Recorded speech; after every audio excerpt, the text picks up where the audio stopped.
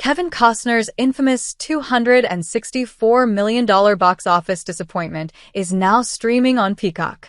Kevin Costner had full artistic freedom for a time in the 90s, and he used it to make the infamous $264 million box office disappointment currently streaming on Peacock. Dances with Wolves and its $424 million gross earned the film's Oscar-winning star and director the coveted Hollywood blank check.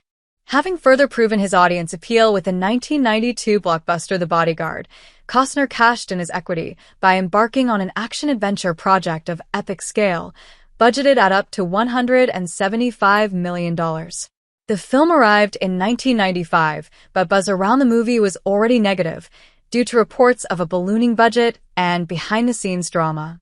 Kevin Costner's Waterworld is now streaming on Peacock. Critical pans also contributed to the bad buzz around Waterworld, the $264 million box office disappointment now streaming on Peacock. Universal reportedly spent upwards of $235 million on the movie, once marketing and distribution costs were factored in, and it only found its way to profitability thanks to home video sales. 30 years after Waterworld put a dent in Universal's bottom line, while altering Costner's career narrative in the process, Peacock subscribers can stream the infamous bomb, which arrived on the service July 1st. Why you should watch Waterworld.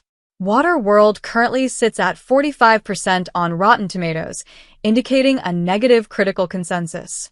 The film's reputation as one of the all-time worst flops is not entirely earned, however, as evidenced by a handful of positive comments by critics and some words of praise from the movie's creators.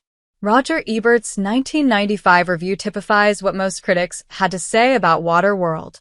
He commends the film's set design and visuals, but laments its lack of strong characters, calling it a marginal picture and saying he can't recommend it. 30 years after the movie's release, Waterworld is indeed still an impressive technical achievement. That the film sets are all practical and its waterborne stunts were all achieved without the aid of CGI is a huge plus in an era of computer effects fatigue. Waterworld may have been an epic flop in 1995, but now it seems refreshingly analog.